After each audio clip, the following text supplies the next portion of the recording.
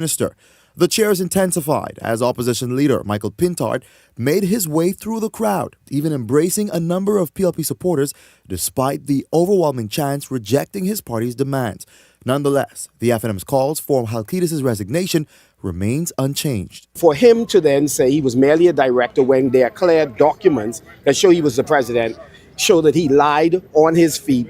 We find it astounding that this administration feels that he is a fit and proper person to run the exchequer, the finances of this country. It comes as ongoing reporting surrounding the arrest of convicted drug trafficker Jonathan Eric Gardner, now in United States custody on drug-related charges, has shown a spotlight on Halkitis' past affiliation with Top Notch Builders Limited, a company linked to Gardner.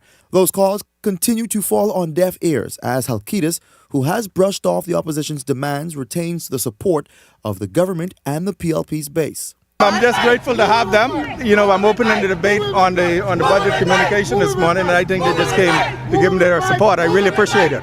We stand with Michael Halkitis, and we continue to stand with Michael Halkitis, no matter what. He's a great MP. He's a great cabinet minister. Halkitis addressed the controversy days ago during a press conference at the office of the Prime Minister. The finance minister said he joined the company in mid-2019 after being approached by an attorney and not Gardner. He also stated that the company ceased operations in April 2020 due to the COVID-19 pandemic and that he resigned from Top Notch Builders and all other directorships in 2021.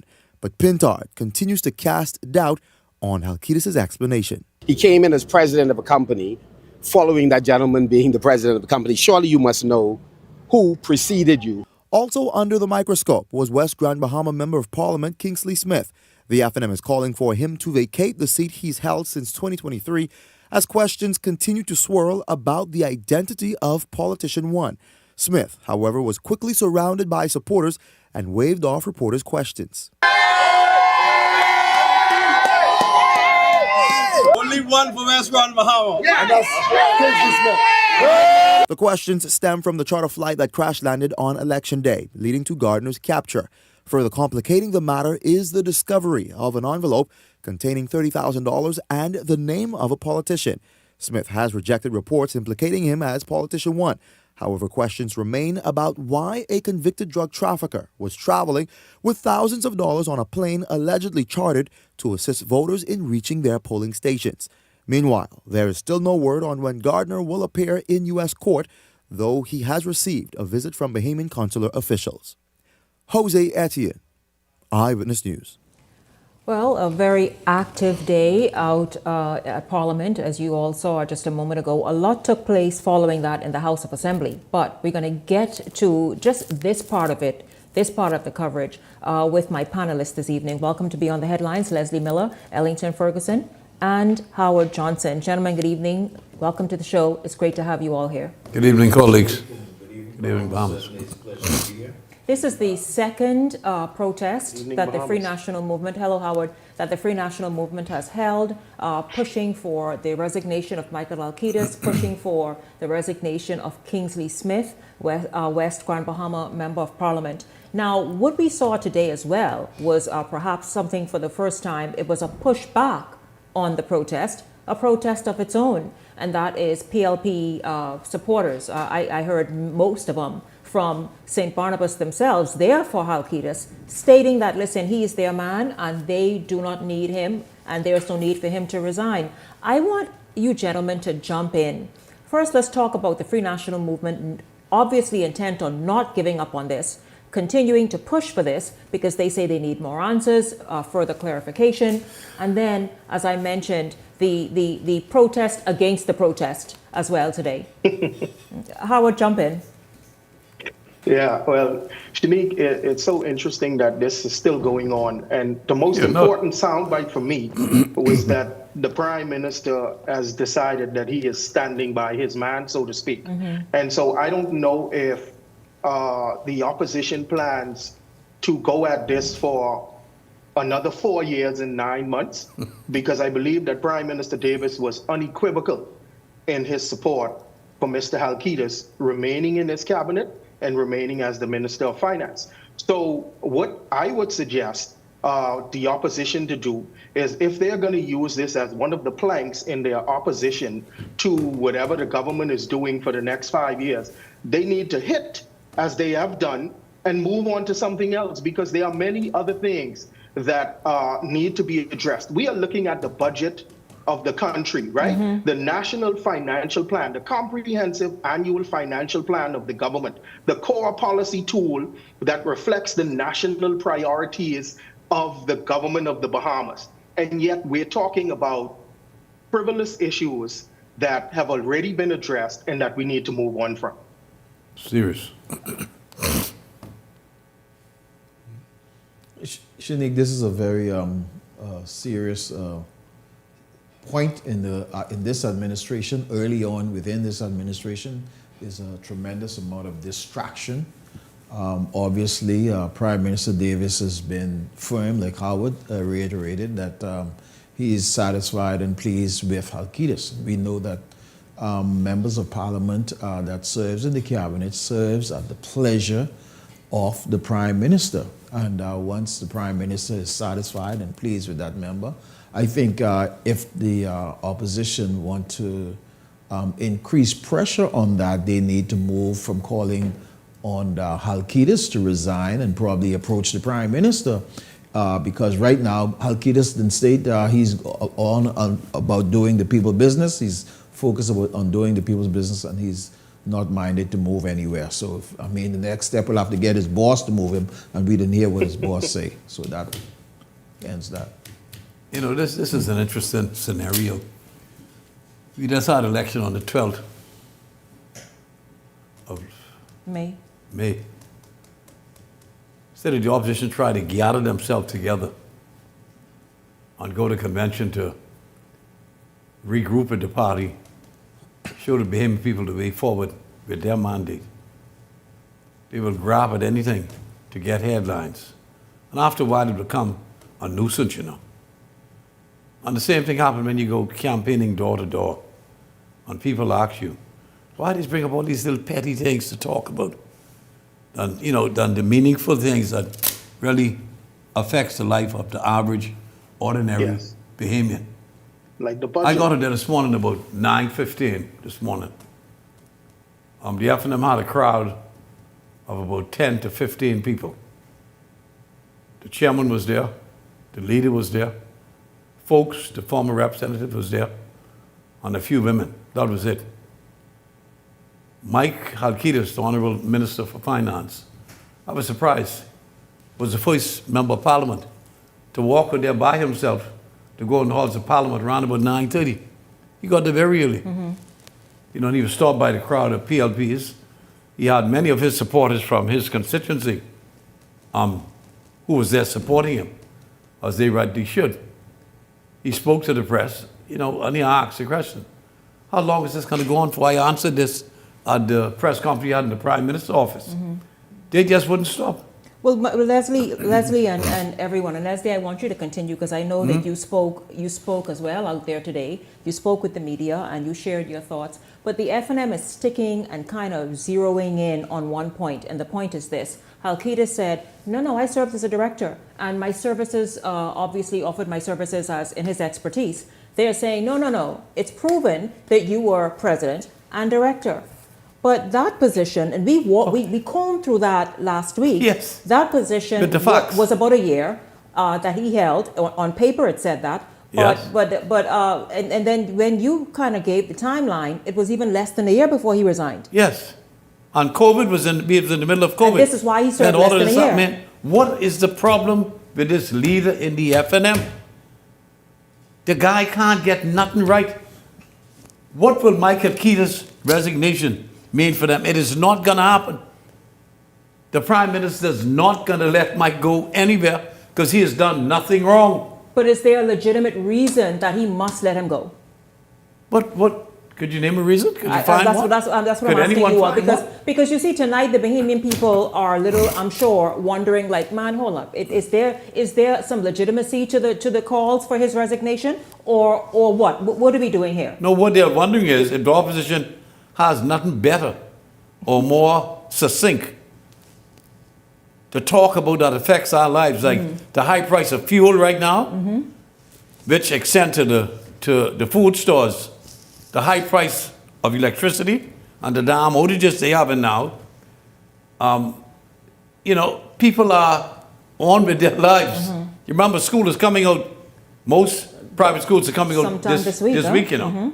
You know, them the children could be home eating like hell. Yeah. What they looking at, where I can get this extra money from to feed these little dudes, right? Yeah. All day. Because you can't feed them on cereal the whole day while we go to work. Plus, it's going to be That's what they're thinking about. be warmer, so therefore, it's a whole lot to think about. Yeah, how are you going to make my life better? We just choose a new government. I Howard, need you to at least discuss the plans that you have for this financial year. To the Bahamian people, tell us what you're going to do, please, that is going to advance our cause and enrich our lives. Please, that's what they want to hear, but they're not getting an opportunity to do so. This is a distraction that is unnecessary, and it's time they stop it. So is the government's message in its 2026, 2027 budget getting lost in the shuffle of this? That's what's going on. It is? It is, Howard? Yes, Right now. and Shanique, here's why. See, Shanique, the problem is politics, right? You remember when the prime minister announces that there's going to be an election, any prime minister, there's a short window of time between the announcement of that election and the election itself, right? Short, very short window.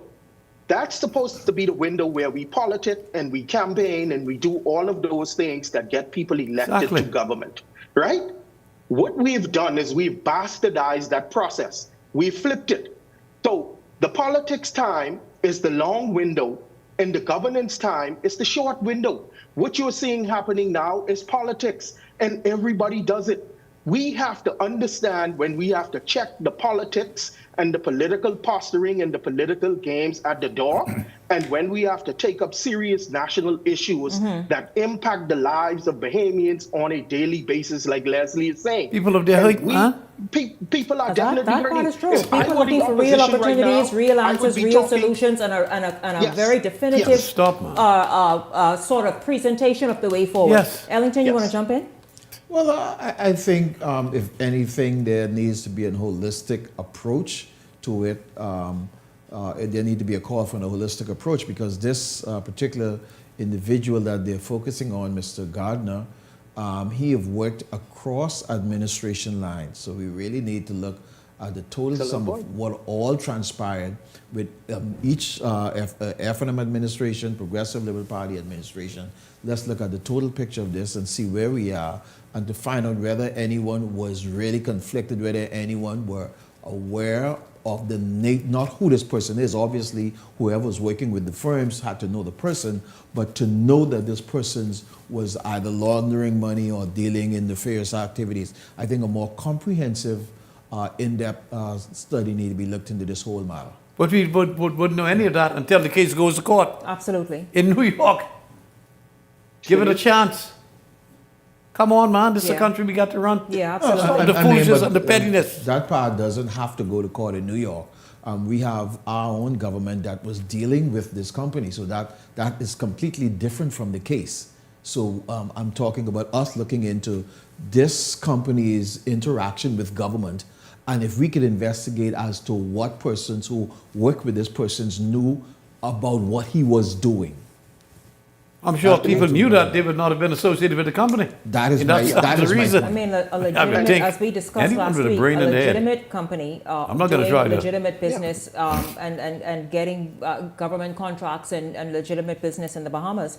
And Shanique, so, I'll say this last thing right here, Shanique. Yeah. I'll say this last thing to put this to bed. Yeah, man. Listen, in the court of political opinion, if Marvin Dames did not have to stop being a candidate because of his link, that's the word the opposition leader used, because of his link to someone engaged in nefarious activities, then Michael Alkitis has no case to answer in the court of political opinion. well, let's talk about that, because the F&M would say then to you, Howard, listen, Marvin Dames was not elected. He was not successful at the polls. But he was a candidate. But you were saying he was is a candidate. Obviously connected to someone with a similar issue, and while they're Yeah, he is a candidate to be elected. Exactly. And because he was a former cabinet minister. And to be Minister of National Security, don't forget.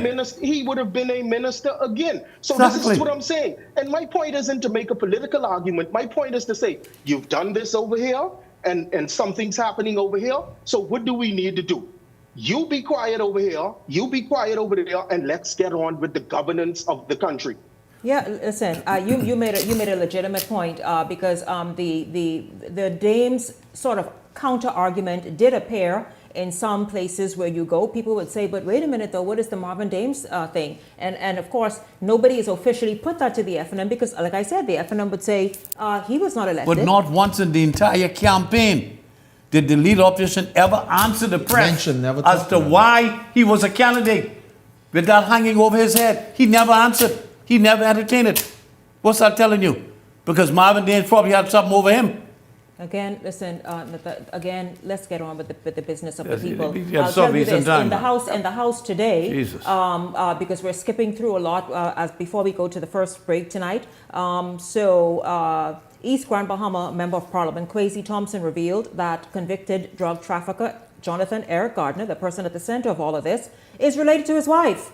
Thompson stopped short of revealing exactly what that relationship is, while denying that he benefited in any way so what do you have to say from Gardner. Gardner was one of course we know that exactly. Make any sense? Of course we know what happened. But listen, y'all, how crazy just talking about his connection with Gardner. Like what's up? Like what y'all make of that? Man. Come on. Again, and I said it a while ago, we got to be careful when we are doing things. And I try to manage and gauge how I approach this whole situation as it play out. Because when you look at it like this, and I talked about the former administration also working with this top-notch construction company, where this Mr. Kwesi Thompson was also a minister in that former administration. Who would have known him then better than just about every and anybody? Exactly. If he was involved in any nefarious activities, so why did they allow him to keep the family contract? members would know, well, cuz or Brain or whoever he is kind of mixed up on that side. So why did they allow him to keep the contract? So, I mean, it is mind-boggling the fight we take. I didn't want to go the route of the Marvin Dames situation. I didn't want to mention that. Howard brought it in, so let me touch that. The thing is, Marvin Dames stated clearly that he was going for a cabinet appointment, and he said wherever lock some people Mr. Pinta had put him, he was going after some people. Yes. So this is a person directly connected to this drug boat, and y'all. So I mean, y'all, let's be fair. When we talk politics, let's not confuse people's mind. Let's not confuddle the Bahamian public mind because we're trying to score and do stuff like that. Of course, there are some things that needs to be answered, but let's be careful how we handle our own affairs. In fact, you know what? I think Howard said it best. Let's move forward. Please, man. Bahamian people and their lives and their futures depend on it. When we come back, we're going to look at a major project announced today for liquefied natural gas. Leslie, I think you would be very interested in that. This is Beyond the Headlines. We're back right after this.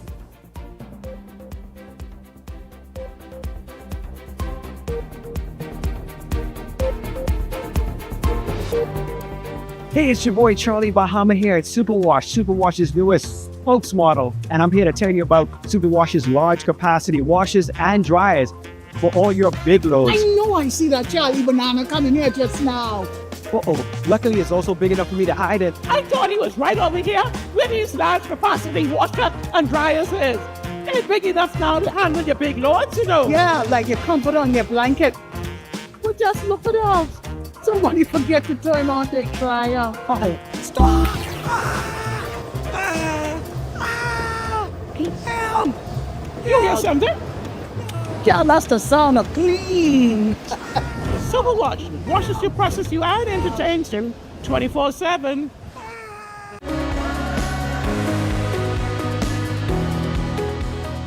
Did you know that when you shop at cbsbahamas.com, you can see directly into our vendors' warehouses? What that means is even if we only have a dozen of an item available in store, you can order virtually as many as you want directly from our vendors and have it delivered to your doorstep in just 10 to 14 days. You don't have to worry about shipping, imports, duties, or any of the hard stuff. Our back order program is unique and it's only at cbsbahamas.com. In a world of imagination, even a little mess can be part of the adventure. But for a truly royal snack, we need a clean slate. A few drops of Penalin dish liquid makes even dried-on paint disappear like magic.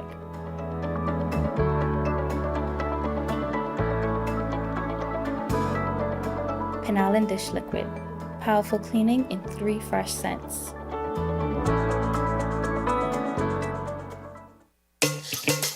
Wealth should not only belong to a select few. At Investar, we believe the door should be open to everyone. We provide options for planning a better future.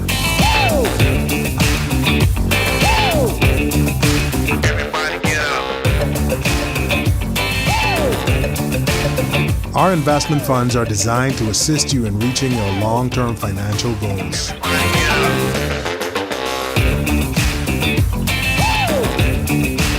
Let us show you how.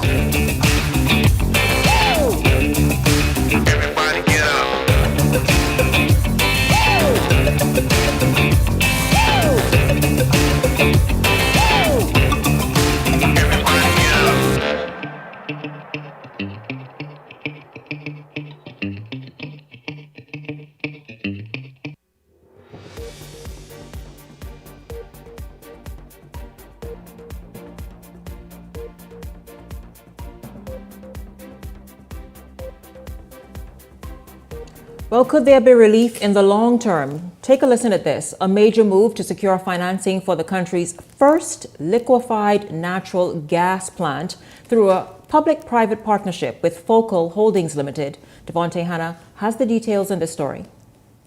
Months of discussions coming now to the final moment where the country will now have its first LNG plant constructed here in New Providence. Now it was all sealed with a ceremonial signing here at Zapadilla Restaurant. Focal's financing platform for its LNG to power project officially closed for a lump sum total of $379.2 million. That includes a $335 million Bahamian dollar syndicate loan led by CIBC with participation from RBC Royal Bank, Scotiabank, and Bank of the Bahamas. It also includes a US dollar component totaling $42.2 million from the US Export-Import Bank of the United States. This transaction, which has been pegged at nearly $400 million, is a significant moment for the Bahamas. This according to Sir Franklin Wilson. He's the chairman of Focal Holdings Limited. He says that this is the largest quantum of Bahamian dollar for any private transaction in the Bahamas. Great thought into this transaction was to make sure Focal has the capacity to grow. And this structure in Bahamian dollars and that alignment with US dollars opens a door that is extremely wide. Now, a major campaign promise for the Davis administration within the last general election was to ease the burden on the Bahamian pockets. Now, Energy Minister JoBeth Colby Davis says with this introduction of LNG to the Bahamas, that is exactly what is expected. It takes a lot to get us to that point in the grid, but the terminal is a key part of that. Building that regasification LNG terminal out at Clifton and then having that provide the LNG into the generation, the conversion of those engines would allow us to then see LNG being as the fuel that goes into the grid to provide power. And that would be one of the leading fuels. It's cleaner, it's affordable, and it allows us to bring the cost down, but also expand the technology. And it's not the first time the introduction of LNG to the Bahamas has been discussed, but today's signing marked a historic move towards that goal. No exact timeline on the construction phase has been revealed. Devontae Hanna, Eyewitness News. Well, Leslie, you certainly know about LNG and its potential to drive down costs. Plus, as you heard the Minister JoBeth Colby-Davis say, also address the matter of clean energy so that it's better for the environment. Your thoughts, though, Leslie, to see this now in black and white and sort of obviously progress being made in this regard? What is happening now in our country could and should have happened during our first term in office from 2002 to 2007. When one of the world's leading conglomerates, AES Corporation, came here with a proposal along with several other major European conglomerates on US and the UK to put up a LNG terminal at Clifton Pier and one at Arawa Key, except for the fact that the people of the Bahamas, the public treasury, was going to get $1.2 billion over 20 years for approving that project to be placed on Ocean Key, not too far from Bimini, the island of Bimini. During that time, a group of Bahamians got together. They had this woman, you don't see her no more, you don't hear from her no more, she just disappeared. And there was a group who just was hell-bent on distracting the people, saying that it was not good for the Bahamas, it was going to blow up, going to destroy the ocean, fishes were going to die. You know, and you saw that we brought the top scientists in the world. We went to the United States government, had meetings with members of Congress concerning it. Everybody was on board for it. Never happened, because it wasn't supposed to happen. Guess what is happening now? Was in the card from 2002 to 2006 and then on, and it came full cycle now, except for the fact that the people of Bahamas is not going to get one damn penny What do you mean? from this operation. What is going into the public treasury? The 1.2 billion is gone. We're never going to see that. We're also going to take back the Aragonite contract from AES and give that to Bahamians. That was a part of it too, and have a ship to go with it. You know, that's why you see me made a conscious decision after we lost in 2007, never to go back in the cabinet as long as I live. And I made that decision, never to go back. Because what we had was, for the first time in our history, was going to directly benefit the people of this country with a 40% reduction. AES was going to spend their money to transform 40% of the equipment, 70% equipment at Clifton to get the regasification terminal set there. It didn't happen. And I got to apologize to people again for what has transpired in our lives. Because Sir Lyndon Pilden, God bless him, Mr. Hanna, people like Carlton Francis, Sir Cecil Wallace and those always said to us as young fellas, the day has to come when the government of Bahamas have to have a contract with a oil-producing company in this hemisphere. Then came along Petro-Caribe, which was done between the minister responsible for fuel in Venezuela and myself, that sat down in Ocho Rios and put that program together. Every country in the hemisphere signed on to it, except the Commonwealth of the Bahamas. We were the ones every month. The presidential plane used to come and pick us up, my team and I, to go to Venezuela. Every minister in the Caribbean had to go through us in the Bahamas to get it. And they have benefited. Jamaica, I'm told, has already benefited by over $4 billion US. And what we got? Nothing. It was always planned that way, that the few should continue to dominate the many. And that's one thing I've always regret in my life as a member of Parliament, that what we really needed for the people, we couldn't get done. And what the people should have gotten, the few will now get. And I just thank God I'm still alive to see that this project has gone full cycle. First, we're going to blow up the Bahamas. All the seabed was going to be blown up. Now you don't hear a damn word, but anything being blown up. You know why? There was never loss of life at any regasification terminal in the history of that LNG product in 140 years. Mm-hmm. But here, all these guys who in the business were telling Bahamians, oh, you can blow it up. You can die. Port King don't know what the hell he's talking about. His team don't know what they talk, even though we had all the experts. But that's how life is. I just hope we learn from this. That there's some people in this country don't give a damn with the average, ordinary Bahamian and never will. Well, that's very obvious. Never will. Very, very obvious. In this lifetime or the next. It doesn't matter where they stand politically. Okay. The point is, there are those. And so that's why we must move this nation forward. Howard and Ellington, I'll give you all an opportunity after this. Let me just get to this. Bahamas Power and Light's troubled track record was back in the spotlight in Parliament today as East Grand Bahama MP Kwesi Thompson blasted the government over yet another high-profile power failure.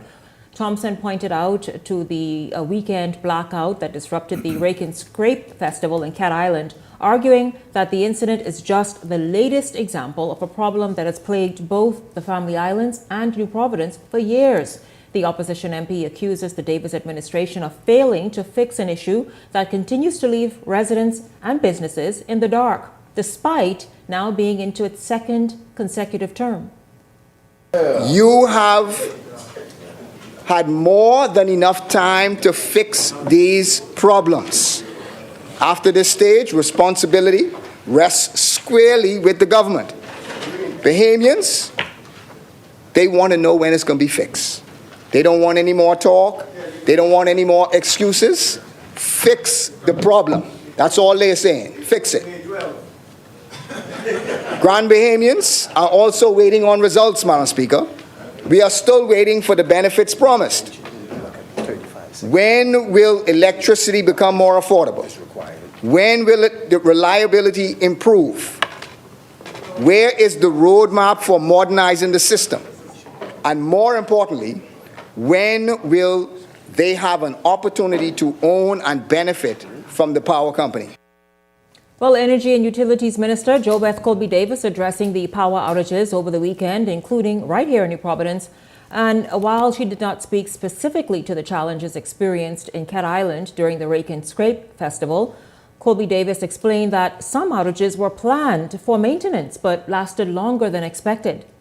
Sometimes we are requested to take some of our circuits offline so that they can get the work done. What you would see is because we had a spike in our heat wave in May, which we normally see happen in late August, September. But this year we've seen the sort of spike we see in August, September happening in May.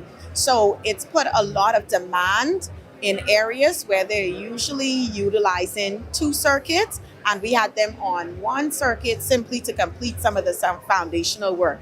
When you have that happen, there may be faults on your grid that doesn't show itself, like maybe a little fault or a little situation on the grid that normally doesn't show itself, and you could still have a grid that's functional. But when you have so much load sometimes coming onto the grid, then that's when those faults show themselves.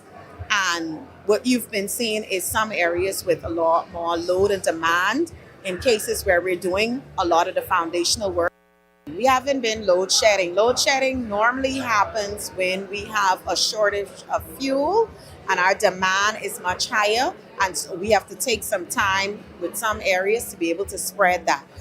What you would see is more planned outages. So where we may have to take one of our 132 kV lines or one of our circuits offline, we may have to start advising ahead of time just so we could take that down, do the work, and then bring that back online. Gentlemen, I tell you, whatever needs to happen must happen and must happen right away.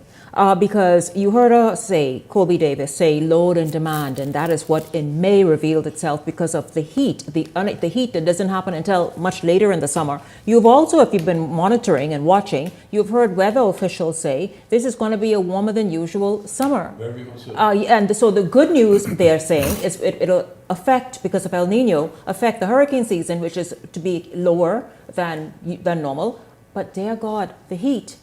So your thoughts now on everything we've seen. We've seen the LNG contract. We've seen the outages that even affected the Rake and Scrape Festival and areas here in New Providence over the weekend. You heard the minister a moment ago. This work obviously is nothing. It's not a quick fix, and it's not something to happen overnight. But you know, sometimes that's just not good enough. It's not the most comfortable thing to hear.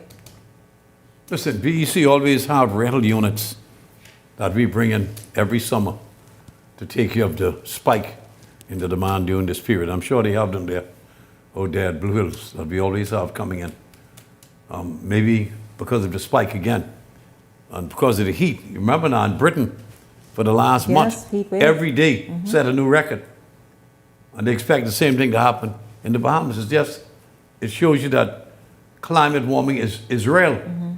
And it's going to affect all of our lives in a negative way.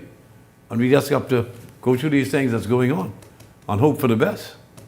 That's all you can do, hope for the best. Shanique, I mean, I understand the whole process that's going on with transforming the grid and putting in a whole new system. And so I am prepared to work with them over the next couple of months as they continue to change the grid and put in new stuff and transform from one type of energy to the next. However, as it relates to the planned outages, I think they need to be more deliberate when we're having functions such as the Rake and Scrape Festival and to ensure that there is no planned outages around those time and around those festivals to interrupt them. Those people put a lot into preparing for those festivals. Those festivals are main booster for the economy in these family islands. So we need not to have these planned things happen, these planned outages around those type of time, if that is Exactly. what Never should happen. that happens. So Never should happen. Yeah. Yeah, and Shanique, That's for me, I inexcusable. mean, it's just so interesting and it's sad because it happened at a time like the Rake and Scrape Festival. For some of these people, like Ellington is alluding to, this is the biggest pay they their stuff Months and months. Yeah, they're selling this locally and they're making a and there. But the crescendo of what they can make takes place at this time. This Rake and Scrape Festival, this period, this weekend, is where they're going to the biggest payday, and they're going to be able to collect a huge sum of money that's going to last for months and months. And now that was not able to happen because of this outage, and that's the element that I stick with. Political arguments, but I stick with what is happening to Bahamians. How are they being impacted? And then this happens in the constituency of the Prime Minister, no less. In his presence. And while he was there. While he was there. In his I mean, this is egregious. This is so, it's mind-boggling to me that this happens to these people. First and foremost, it happens in the Prime Minister constituency, and it happens while he is there. We have to fix these problems. They've been long-standing legacy problems, but we can only kick the can down the road for so long and keep making excuses or keep saying, just one more fix, just one more element we need to add to get this right size, and we have to fix the problem. I absolutely agree, gentlemen. And we understand it is a heavy lift, not has been, and obviously it will happen incrementally. But we want to see some real tangible results happening now. You all know what heat is? Yeah. You understand what heat is? And but think of those poor Bahamians. Absolutely. That have no air conditioning. Yeah, absolutely. And some that has no fan. Think of them. Don't do my PM like that. One person will search him, then the next one flick out the light on him. Wait a minute. He had a little tough time. You trying to say the woman say, take your shoes off and put it on the conveyor belt, and now the man got it flip the light off. I don't understand. No respect. Yeah, no respect. Put some respect on Brave name. They pull a Rodney Dangerfield on him. No respect. Listen, when we come back, we are going to talk about the fact that the Royal Bahamas Police Force cannot attract men. You heard that? Beyond the Headlines is back right after this.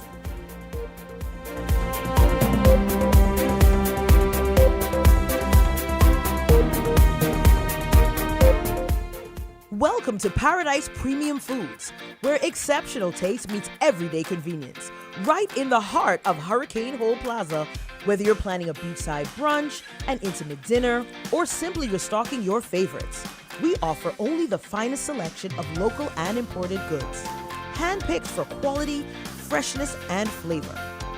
At Paradise Premium Foods, shopping is effortless, service is personal, and every visit feels like a treat. From gourmet meals to go to organic essentials and indulgent treats, this is your neighborhood market elevated. Live well, eat better. Discover Paradise Premium Foods, now open at Hurricane Hole Plaza, Paradise Island. Paradise Premium Foods. Taste the difference. Edenwell has expanded their testing menu. We now offer blood work, drug screening, and so much more. Our hours of operation are Monday to Friday, 7 a.m. to 5 p.m., and Saturday, 8 a.m. to 1 p.m., located on 11 Madera Street. We are here for all of your laboratory needs, with fast and reliable lab work done by our friendly and knowledgeable staff. Let us help you take the needed steps to stay in the know about your health. Let's keep working towards a healthier you. Stay Eden well.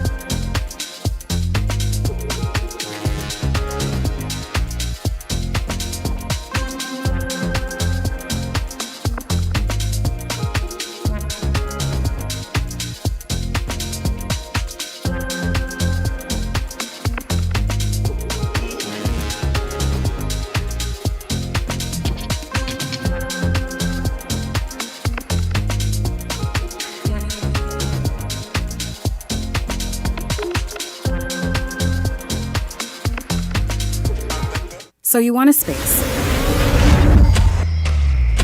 But not just any space. You need something with a little more potential. So how about 1,000 square feet of room to play with? Superb audio and video production capability, digital LED wall, full lighting grid, and about 124 seats to accommodate a full studio audience with so many other features. Make us your home for your next concert, conference, and so much more. Honestly, the possibilities are endless. Here at ILTV Studios, we'd love to bring your next event to life. So what do you say? Do you want our space?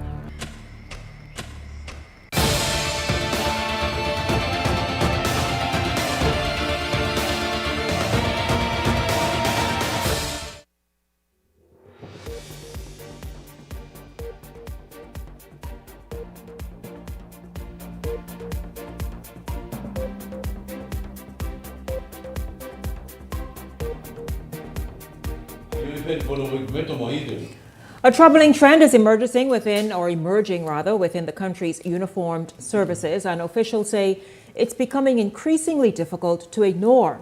That is, the lack of men who are qualified to serve the country on the front lines. Linton Ritchie Jr. has the story, and then we'll come back and talk about it. Commissioner Don Clare says consultations with other uniform branches have revealed a consistent trend since 2021, with a decline in the number of eligible men applying for service. Only females now are probably are meeting the necessary requirements. We are going to be in trouble if we can't get qualified males to join these uniform branches. The concern was on full display this week as BDOCs aimed to recruit 100 new officers, 70 men and 30 women. Instead, the final tally stood at 48 males and 38 females. Clare says many male applicants either failed to meet basic entry requirements or were eliminated during the background check process. He believes the issue extends beyond recruitment and reflects broader challenges facing communities and families across the country. Ensure that your children get the proper education while they're in school. Only when they come out, they will send these pretty resumes with empty qualifications. Despite the shortfall, Clare commended the growing number of women who chooses careers in law enforcement and corrections, describing the job as one that often requires sacrifice under difficult conditions. There's nothing to say that women cannot do the job, but still, you need that male factor in the uniform branches. And right now, it is difficult. The commissioner says he has proposed solutions to government aimed at attracting and retaining more young men in the profession. National Youth Guard.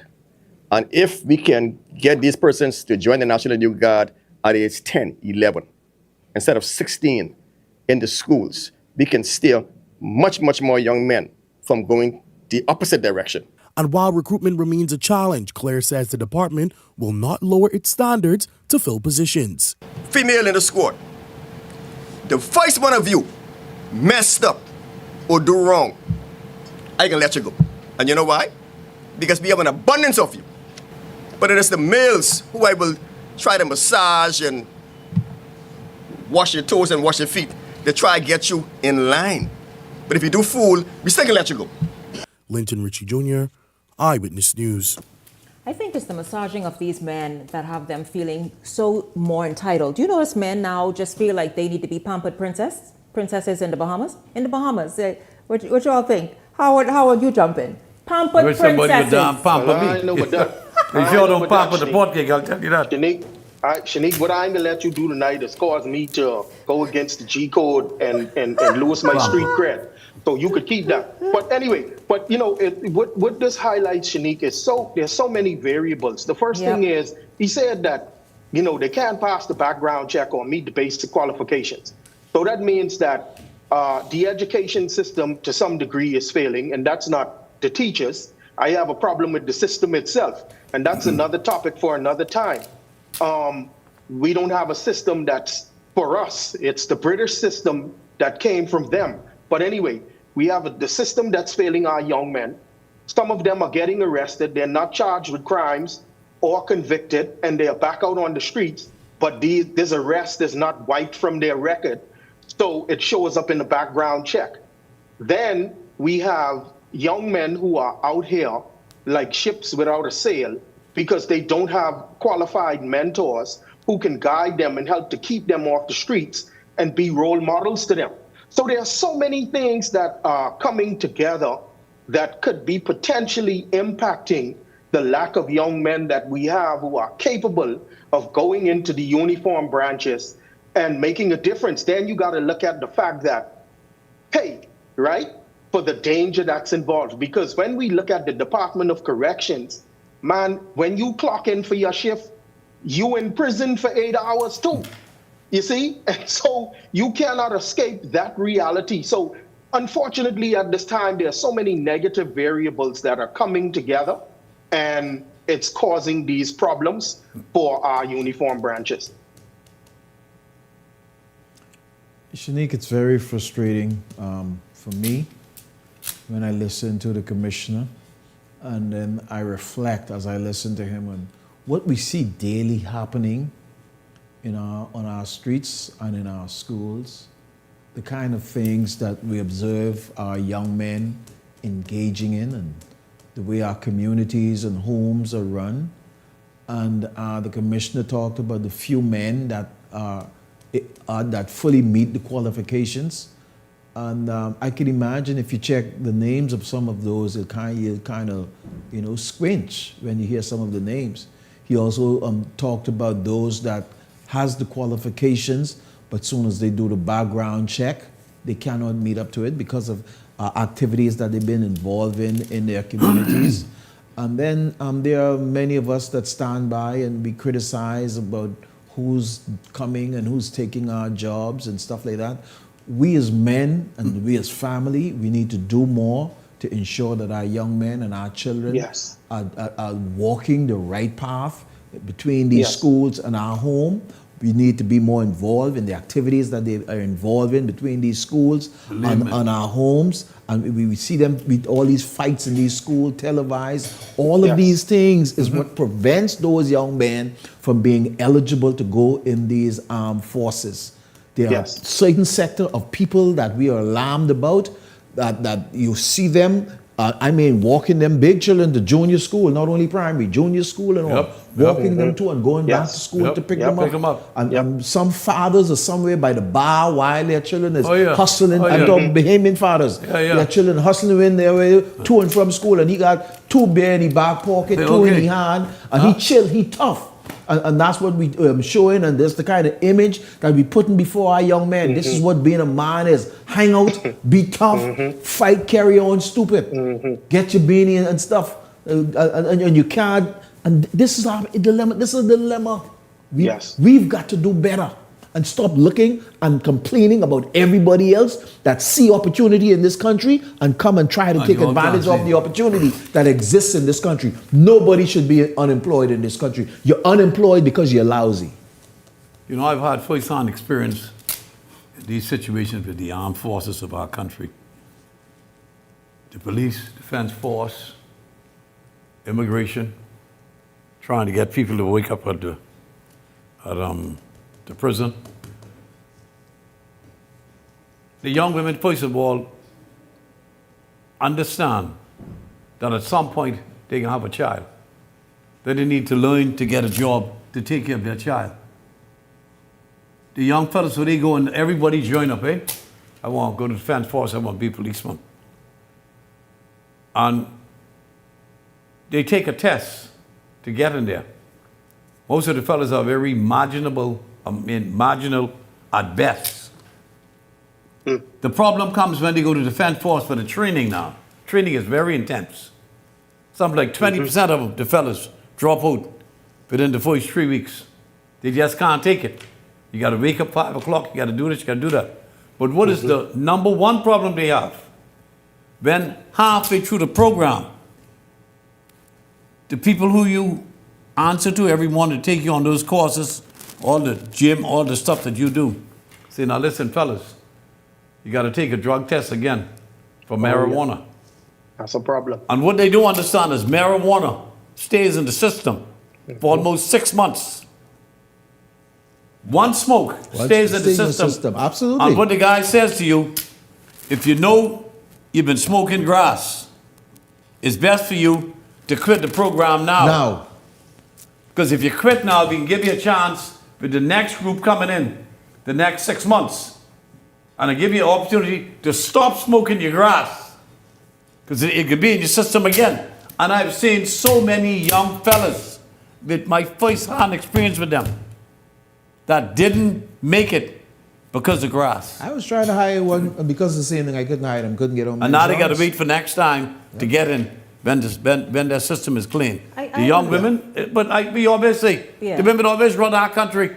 But You all are the ones who make the contribution. The fellas of just like how you say, smoking grass, acting like a jackass up and down, got to follow the tough guy on the block who's now either in prison or in the grave. Leslie, you That's make who they an want to incredible follow. point, because I wanted to ask you gentlemen, do the women of the Bahamas go through a different school system? You mentioned the influence No. of the British system, Howard. Also, so somehow we have the American system, They grow up to be mothers. And the men have the British system. No, they grow are up to just go be lazy, mothers. lackluster, under-inspiring, looking for any excuse, and just doggone dumb. Don't want to do nothing, don't want to be nothing. What they has ain't happened to interested those in girls nothing. who we saw last week?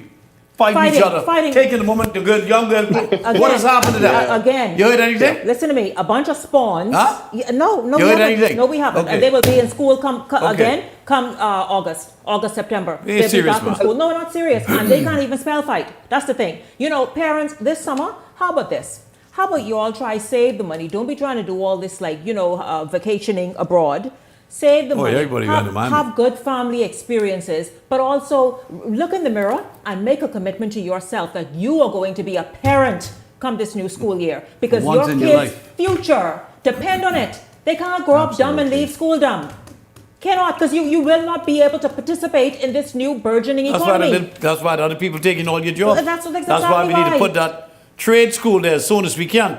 Then we sing To about save a generation. unemployment. So who's going to show up? behemoths. But who's going to show up at the trade school? Then we crying about unemployment, and these mandatory. people are Mandatory. unemployable. Exactly. That part. That part. Unemployable. And so let's do something. Let's, Start. as we want to hold It starts with the us. politicians Start with us. exactly accountable, and as we should. Start with us. Understand, the politicians working, I don't care how fantastic and successful and amazing this administration is, for example, you will not be able to participate if you don't put yourself in the position to be able to take advantage of opportunities. Yes. Think Yes, about some that others- soundly. That's participating and taking telling you, advantage man. of it Oh, they are. every day. We got to do Absolutely. better. Yes. We got to do better Yeah. as people. There's no more excuses As parents, for you all as being grandparents. lousy Personal and responsibility. I do better. absolutely agree. And so, instead of you trying to twerk and then trying to see if you could out-twerk your daughter, twerk this. Exactly. Be a better Yeah. mother and father. And that's another thing. These men all over the place trying to sow wanna make seeds, babies. to That's all they sow wanna do. seeds like they doggone are cupcakes.